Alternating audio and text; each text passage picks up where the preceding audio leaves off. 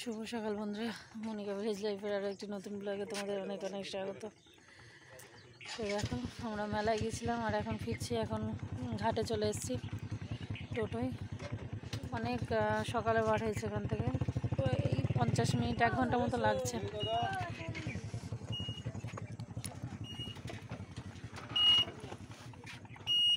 তোর মাকে বল খিয়া ছেড়ে যাবে, যদি আসে তাহলে মোটরসাইকেল করে দিয়ে দিতে তাড়াতাড়ি। এখন এই একেবারে ছেড়ে যাবে।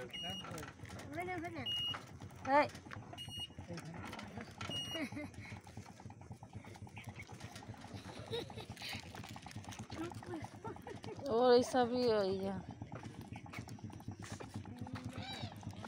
চলো, সারা রাত ঘুম নেই, সারা রাত। বাড়ি যাবো, বাড়ি গিয়ে গঙ্গায় স্নান করে যাবো। এখন গঙ্গাতেই স্নান করে নেব।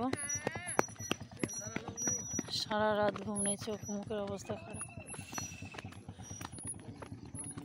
নৌকে চলে এসছে, নৌঘাট।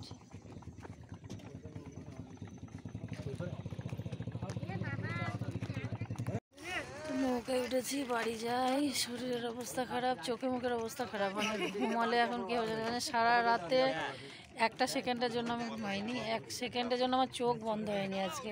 মনে হয় জীবনে ফার্স্ট টাইম এরকম হলো। গঙ্গা স্নান থেকে ফিরে, মানে আমরা অগ্রদী মেলায় গিয়েছিলাম। সেখান থেকে আসার পথে আমরা কি করলাম, আমাদের যে ঘাট, সেই ঘাটে নেমে আমরা দুজনেই স্নান করে নিলাম। তা আমাদের যা কিছু ছিল আর কি, দেখছেন সেগুলো সবই পরিষ্কার করে ধুয়ে নেওয়া হয়েছে। আমি প্যান্টটা ধুয়ে নেবো, বাকি আমাদের দিদি ভাই এখন গঙ্গা স্নান করছে। কারণ কি, ওখানে প্রচুর লোকের ব্যাপার, তো সব মানে পরিবেশটাই যেন সকালবেলা সব একটু গা ঘিনঘিনে লাগছে। আর যেহেতু গঙ্গার উপর দিয়ে যাচ্ছি, স্নান টান করে ঘরে উঠলে একদম দেহ মন প্রাণ সব কিছুই শান্তি আর শুদ্ধ। আর গঙ্গা স্নান তো এমনিতেই মানে করা ভালো, মানে আসি মাঝের মধ্যে। আর এটা যেহেতু একদম পেয়ে গেলাম, উপরি পাও না এটা। আর আমাদের তেমন কিছু নেওয়া হয়নি মেলা থেকে।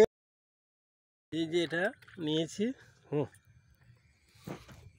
গঙ্গা গঙ্গা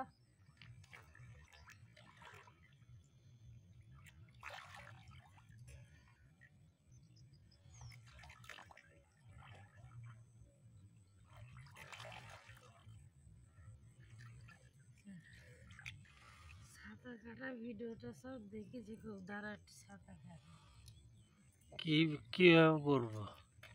এখন দাঁড়ান, পাটা সব এই দিক থেকে এটুকু আসবে।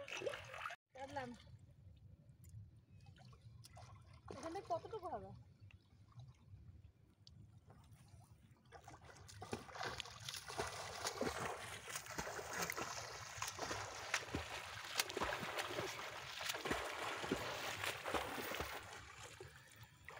দিকে চলে যাচ্ছে।